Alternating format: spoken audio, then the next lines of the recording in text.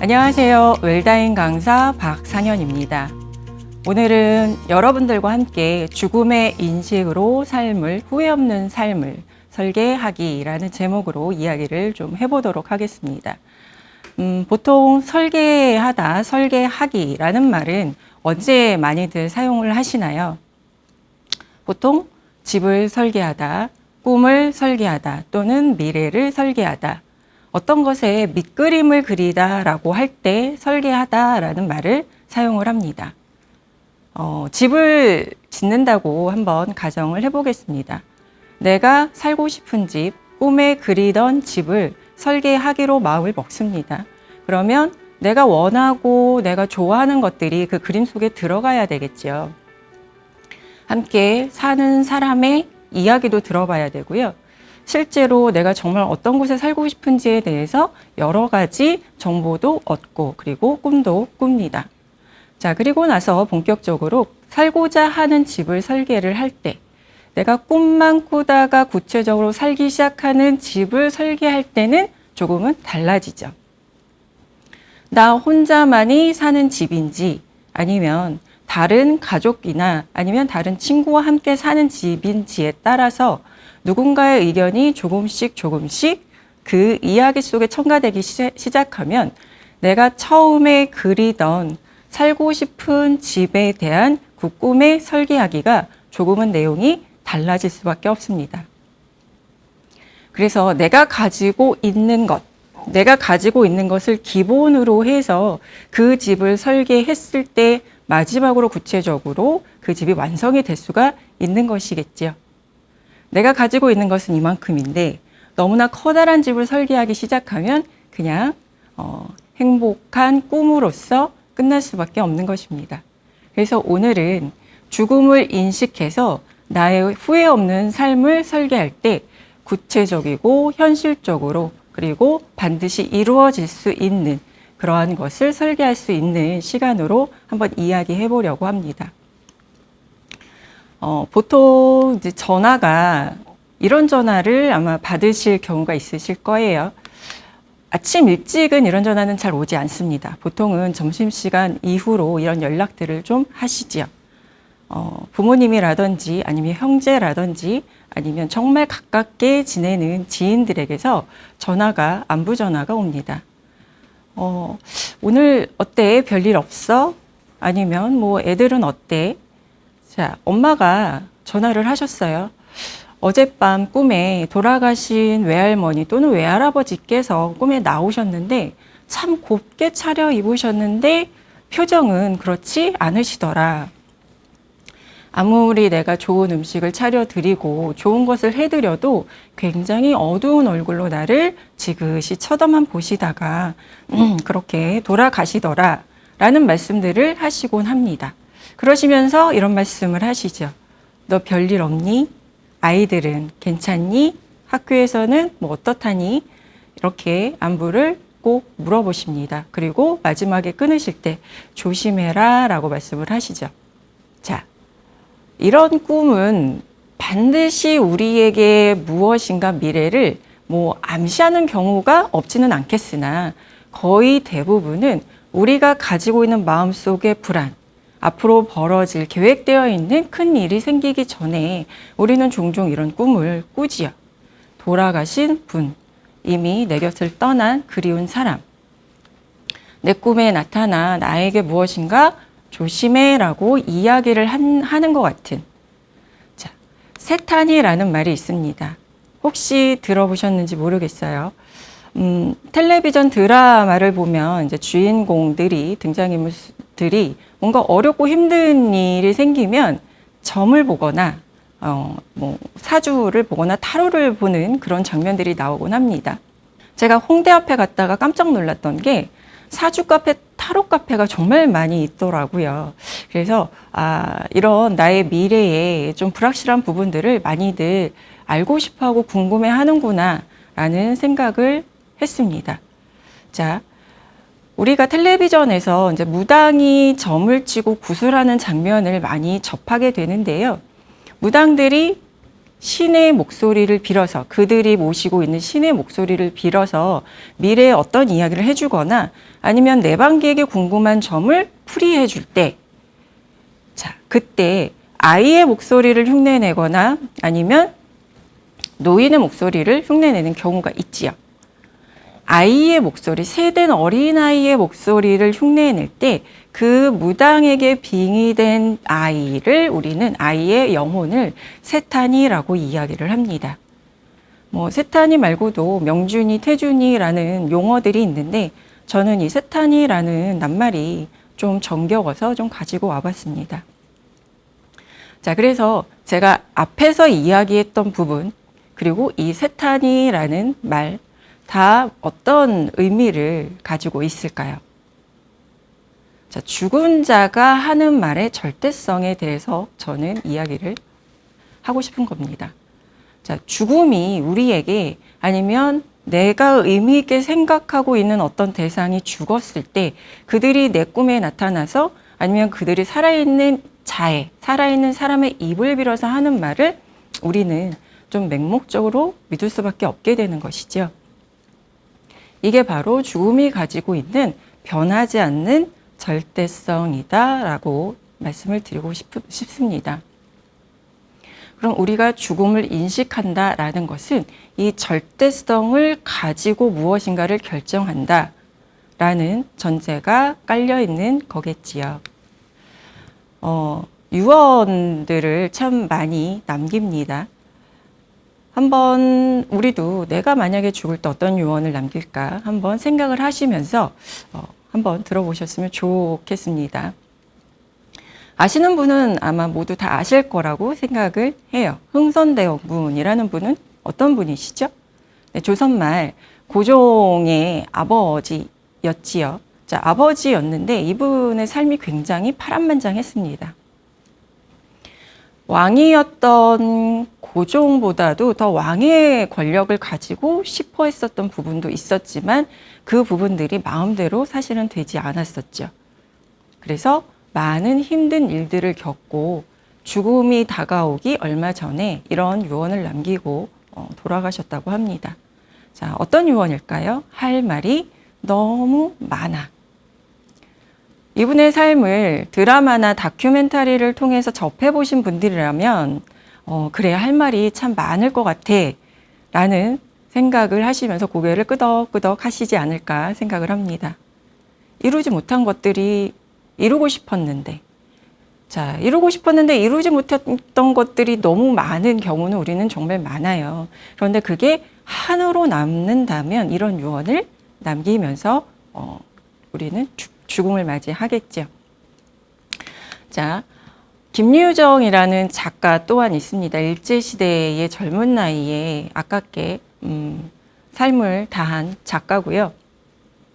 이 작가의 글은 본인은 굉장히 힘든 삶을 살았음에도 불구하고 굉장히 토속적이고 민속적인 내용 속에 해학과 유머가 아주 그득그득 들어있는 그런 단편 소설들을 썼습니다. 제가 굉장히 좋아하는 작가이기도 하고요. 자, 이 작가는 이런 말을 남겼습니다. 돈, 슬픈 일이다. 네, 슬플 수밖에 없었어요. 자, 그 당시 폐결핵으로 사망한 예술가들이 참 많았는데 폐결핵이라는 병은 어떤 병이죠? 가난의 병이죠. 잘 먹지 못하고. 자, 그래서 이 김유정이라는 작가는 돈이 한이 될 수밖에 없었던 좀 그런 상황이었던 것 같습니다. 박수근 화백은 좀 많이 들어보시지 않으셨을까 생각을 해요. 박수근 화백은 그래도 우리가 기억하는 그 시기까지 많은 작품 활동을 하셨고요.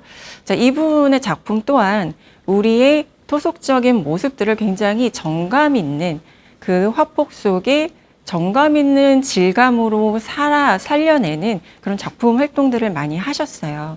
자, 이분의 말씀도 참 재미있습니다. 천당이 가까운 줄 알았는데 멀어라는 말씀을 남기셨습니다. 자, 우리는 보통 천당은 어떤 사람들이 가는 곳으로 알고 있지요? 네, 천당은 착한 사람, 그리고 주변에 사람들을 배려하는 사람, 뭔가 타인을 위해 자신을 희생하는 사람. 그래서 부자가 천당으로 가는 것은 낙타가 바늘구멍을 통과하는 것보다 더 어렵다라는 말을 우리는 알고 있지요.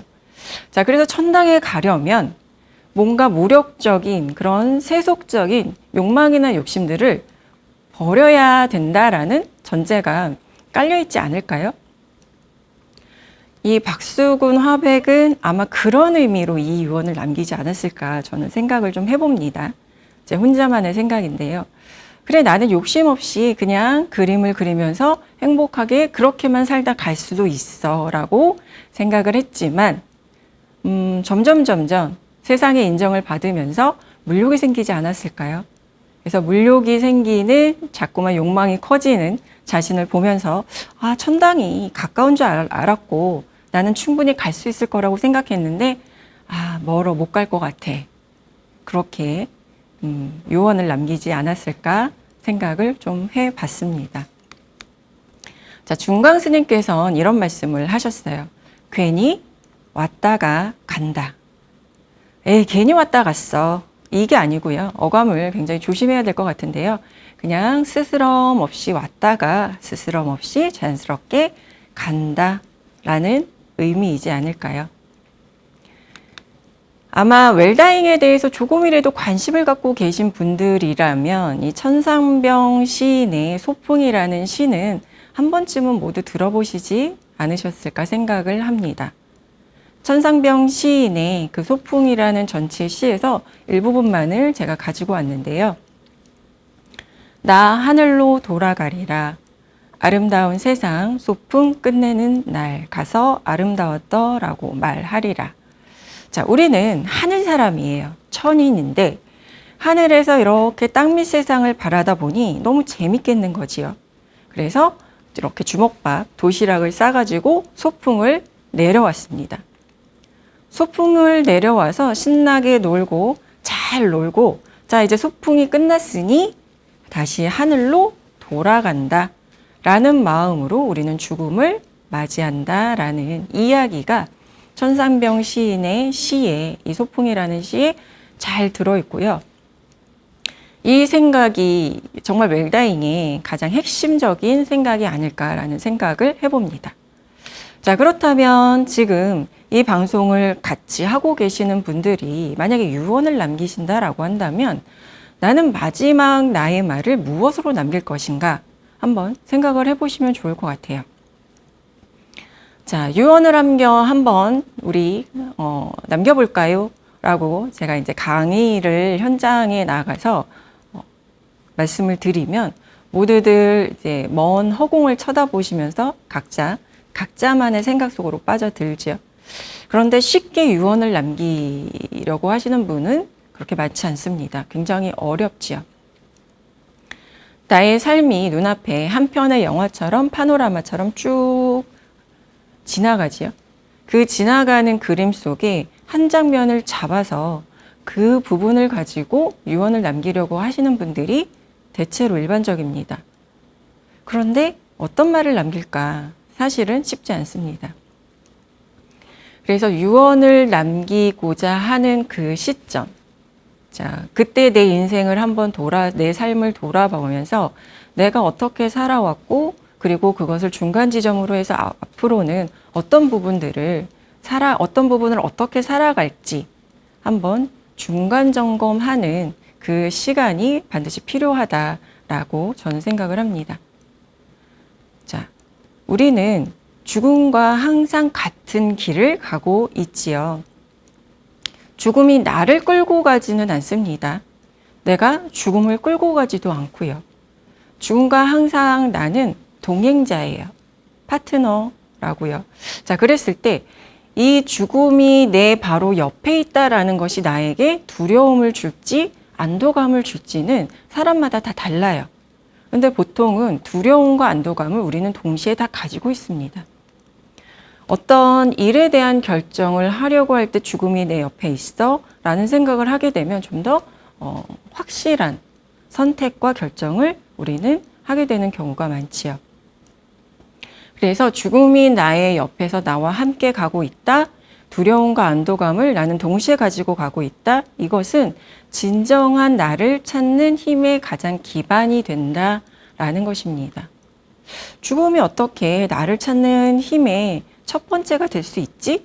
라는 생각들을 좀 하실 거라고 봅니다. 우리는 항상 나에 대해서 그리고 내 마음에 대해서 약간은 거짓말을 하는 경우가 많아요. 그게 나쁘다는 것이 아니고요. 세상에 벌어지는 일에 대해서 조금씩 거짓말을 하면서 나를 방어하는 것이죠. 그런데 내가 내 죽음을 준비하려고 할 때 내 자신에게서 나를 절대로 속이면 제대로 된 우리는 죽음을 인식한 삶의 준비를 하실 수가 없다라는 것입니다. 자, 내가 살고 싶은 집을 설계하려고 할 때 내가 가진 것이 무엇인지 정확하게 들여다보지 못하면요. 나는 그 집을 절대로 완성할 수 없다라는 거지요. 짓다가 말아버릴 수밖에 없습니다. 예산이 부족하거나 아니면 여러 가지 이유에서요. 그래서 세상에 대해서 나를 드러낼 때는 어느 정도 속임수는 필요할 수 있겠으나 내가 죽음을 인식하고 후회하는 삶을 설계하려고 할 때는 절대로 나 자신에게 나를 속여서는 안 된다라는 말씀을 드리고 싶습니다. 그래서 죽음이 우리에게 한 약속을 한번 같이 보실 건데요. 자, 죽음은 우리에게 이런 약속을 했습니다. 너는 반드시 죽고 언제 죽을지 모르며 어디서 죽을지 모르고 어떻게 죽을지 몰라.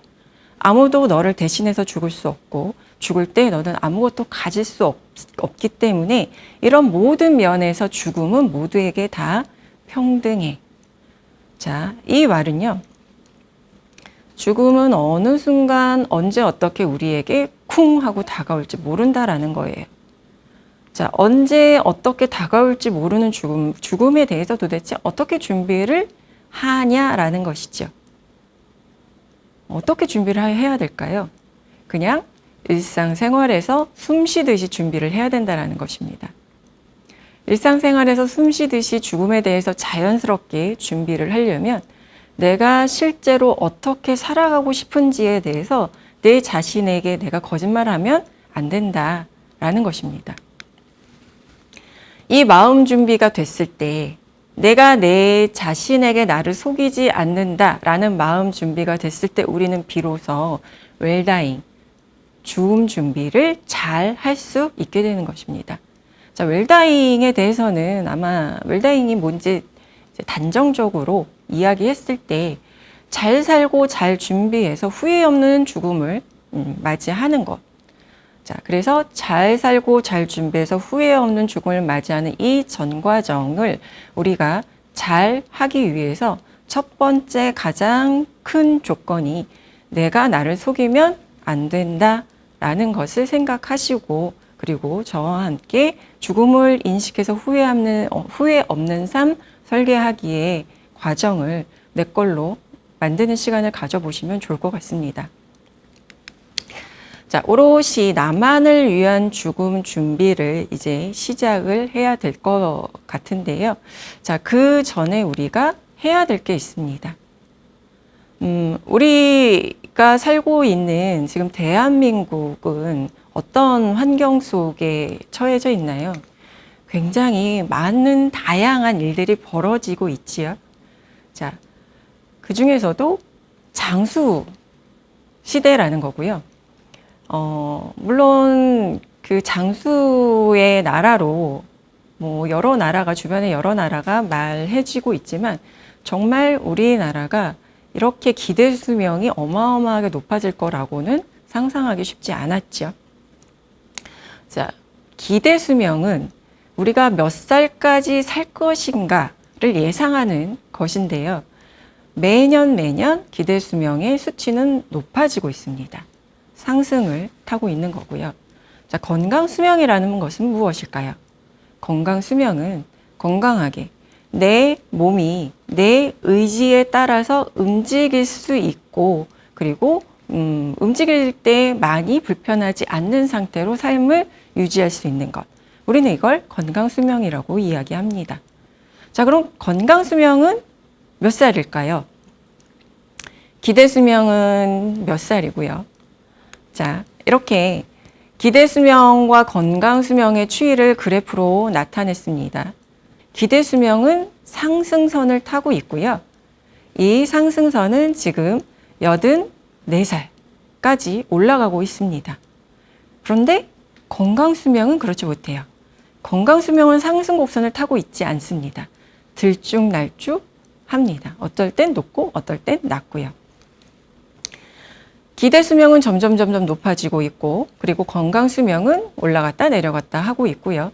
이 차이는 한 10년에서 15년 사이 정도로 일반적으로 벌어져 있습니다. 자, 그렇다면 우리가 걱정하는 부분이 바로 이 부분이겠죠. 건강 수명과 기대 수명의 차이. 이 10년에서 15년 사이의 이 시간을 우리는 도대체 어떻게 살아야 될 것인가?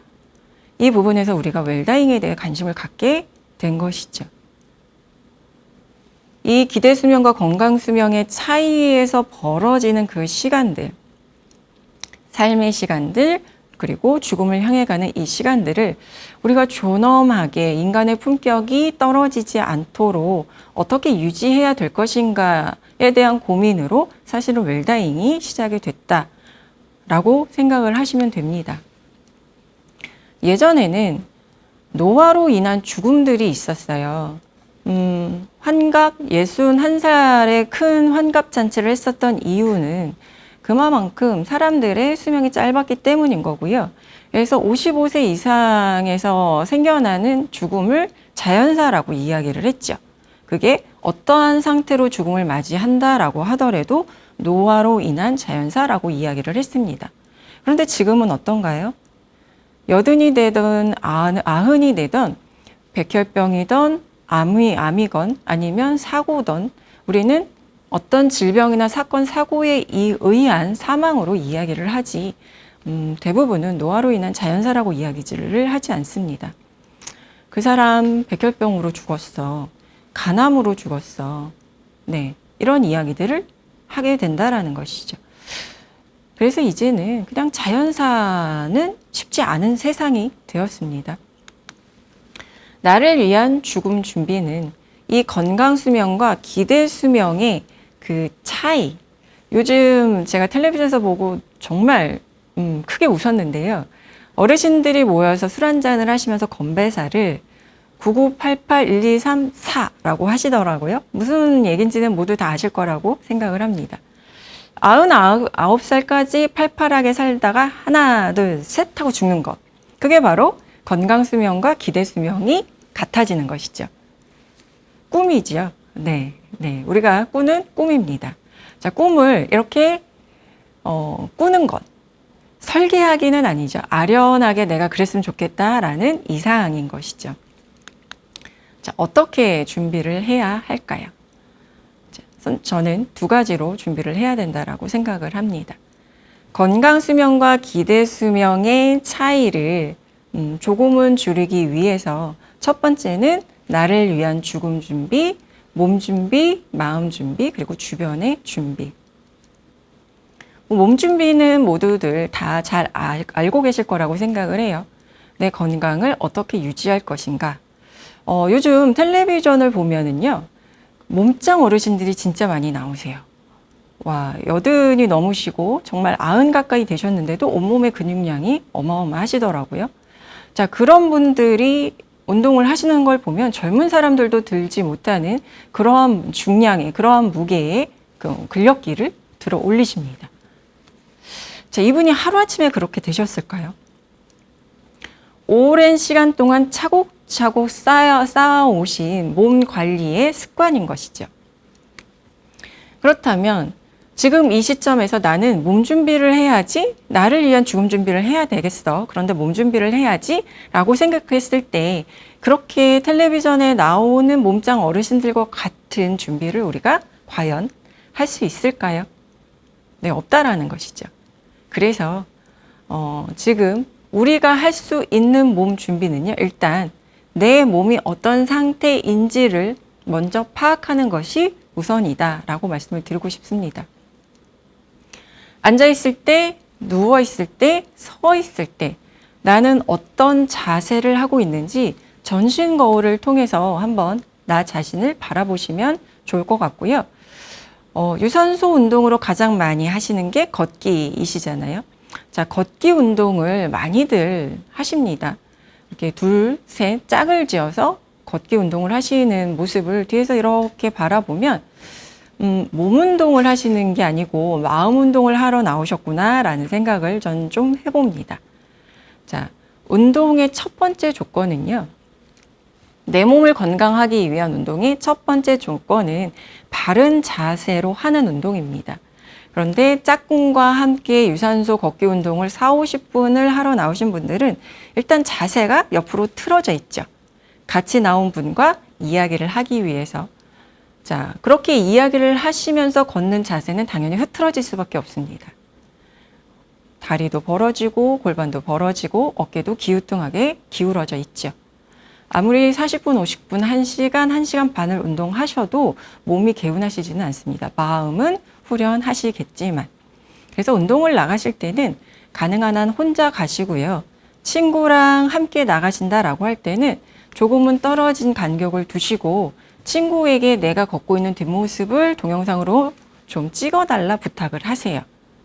과연 걷고 있는 내 모습을 내가 상상했을 때와 실제로 내 모습이 같은지 다른지 놀라시는 분들 많으실 거라고 생각을 합니다. 뭐 보폭을 넓게 하고 뭐 팔을 빠르게 흔들어야 되고 뭐 이런 운동을 이제 텔레비전에서 나오는 의사들이 권하다 보니 욕심을 내시면서 아주 젠 걸음으로 넓은 보폭으로 빠르게 걸으시는 분들이 계세요. 자, 그런데 중요한 건 욕심을 내시다 보니 상체가 너무 많이 앞으로 빠지시더라는 거죠. 그렇게 걷고 나시면 집에 가서 몸이 아프시겠죠? 그래서 몸 준비는요. 첫 번째는 자세고요. 두 번째는 호흡입니다. 내가 내 호흡을 얼마만큼 잘 알고 있는지. 우리가 코로나 기간을 거치면서 마스크를 쓰고 생활하는 게 일상이 되다 보니 호흡이 굉장히 얕고 짧아졌어요. 나도 모르게 마스크 안에서 하는 호흡이고 다른 사람과 호흡이 섞이는 게 겁이 나잖아요. 그러다 보니 짧고 얕게 숨을 쉬시더라고요. 자, 이제는 마스크를 벗을 수 있는 공간이 많아졌습니다. 운동하실 때 길게 내 폐를 가득 채우는 호흡을 하시도록 이제는 훈련을 하셔야 돼요. 그래서 나를 위한 죽음 준비 첫 번째 몸 준비는요. 바른 자세. 바른 자세인데 내 몸에 맞는 바른 자세를 먼저 내가 알고 계셔야 되고 그리고 내 호흡. 나는 지금 어떻게 호흡을 하고 있는지를 알고 계셔야 된다라는 것입니다. 자, 마음 준비는 그러면 어떻게 해야 될까요? 우리 노인분들이 이제 마음이 우울하실 경우가 있으시잖아요. 그런데 그것을 그냥 단순히 나이가 들어서 우울한 거야 라는 생각들을 많이 하세요. 하루 종일 즐겁게 생활하시다가 밤에 혼자 계시는 시간이 되면 예전에 내가 이런 일 때문에 슬펐어. 이런 일이 서운했어. 낮에 그냥 스쳐 지나간 말 한마디가 가슴에 콕 하고 박히는 그러면서 하염없이 서러워지는 경우들이 모두들 갖고 계시지 않을까 생각을 하는데요. 자, 노인이 가지고 있는 우울감을 우리가 잘 모르고 지나가는 경우가 굉장히 많습니다. 그냥 나이 들어서 마음이 그래 라는 말로 그냥 흘려 보내는 것이죠. 하지만 그렇지 않다라고 이야기를 하지요. 우리 주변에는 이 노년기 노인 우울증에 대해서 테스트하고 진단해주는 기관들이 진짜 많습니다. 뭐 보건소 아니면 그 치매 센터 이런 곳에 가셔서 충분히 하실 수가 있으세요. 그래서 어렵지도 않습니다. 질문에 답만 체크하시면 금방 내 우울감의 상태가 어느 정도인지 나오고요. 그래서 내 우울감의 상태가 작은지 중간 정도인지 치료를 받아야 되는지를 확인을 하신 다음에 적절하게 대비를 마련해야 되신다는 거예요. 이 마음 준비를 하지 않으시는 분들은 나중에 정말 커다란 문제를 맞이하시게 되실 겁니다. 그렇다면 주변 준비는 어떻게 하면 될까요? 현재 내 주변에 있는 사람들, 내가 주변에 소속되어 있는 곳들을 한번 머릿속으로 떠올려 보시면 좋을 것 같습니다. 나랑 밀접한 관계를 맺고 있는 사람들, 내 가족, 그리고 내 친구, 내 주변인, 그리고 내가 자주 방문하는 공간.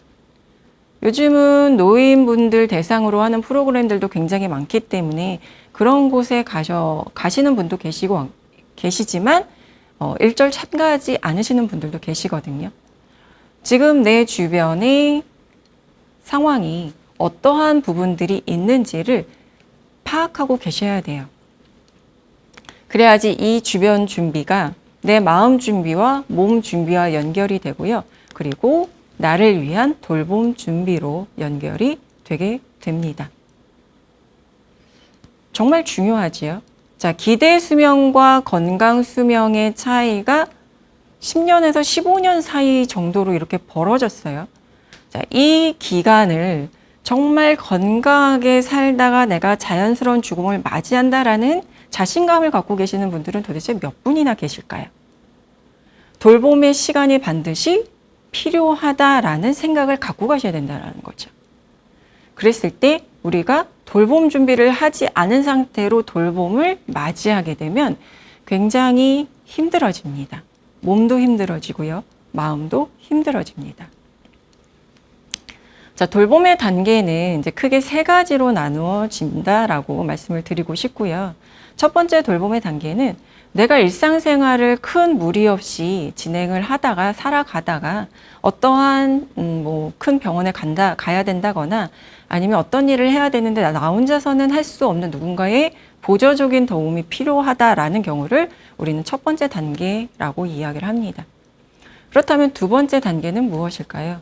일상생활의 어느 정도 일부분은 누군가의 도움으로 영위하는 단계를 두 번째 단계.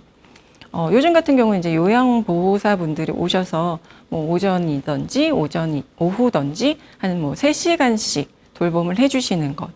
이 부분이 해당된다라고 말씀을 드릴 수 있습니다. 그렇다면 돌봄의 세 번째 단계는 무엇일까요? 내 전 일상을 누군가의 도움이 없으면 할 수 없는 단계. 이 단계를 세 번째 단계다라고 말씀을 드릴 수 있습니다.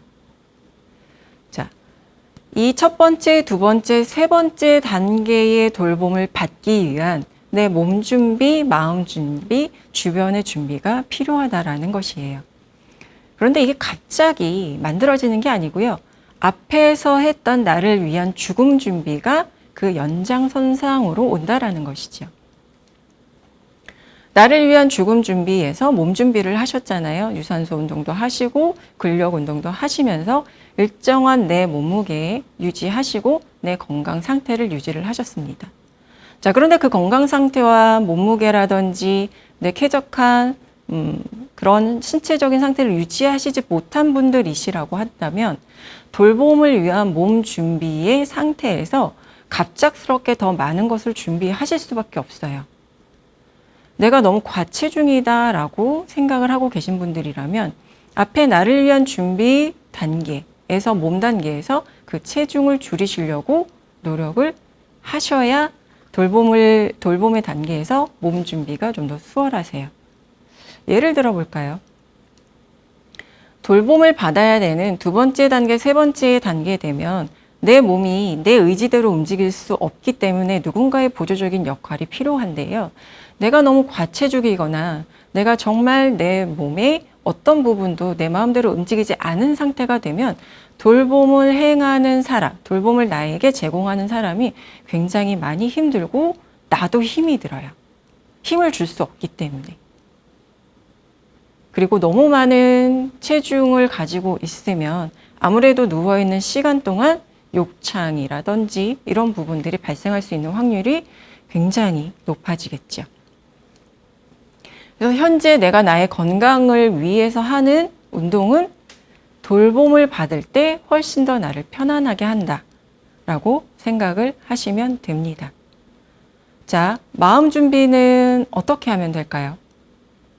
제가 아까 말씀드렸던 1단계, 2단계, 3단계가 있지요.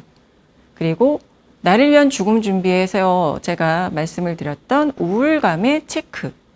그 우울감의 체크가 제대로 이루어지지 않으면 돌봄 상태에 접어들었을 때 내가 내 마음대로 내 주변과 내 몸을 움직이지 못하는 상태가 됐을 때 훨씬 더 많이 우울해지고 힘들어지겠죠. 우리가 가장 두려워하는 것 중에 하나가 치매이지 않을까요?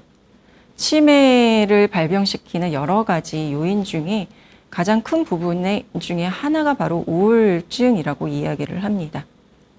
누군가의 돌봄을 받아야 되는 전격적인 이 시기에 내가 치매까지 아주 급속도로 진행이 된다라고 한다면 많이 힘들어지겠죠.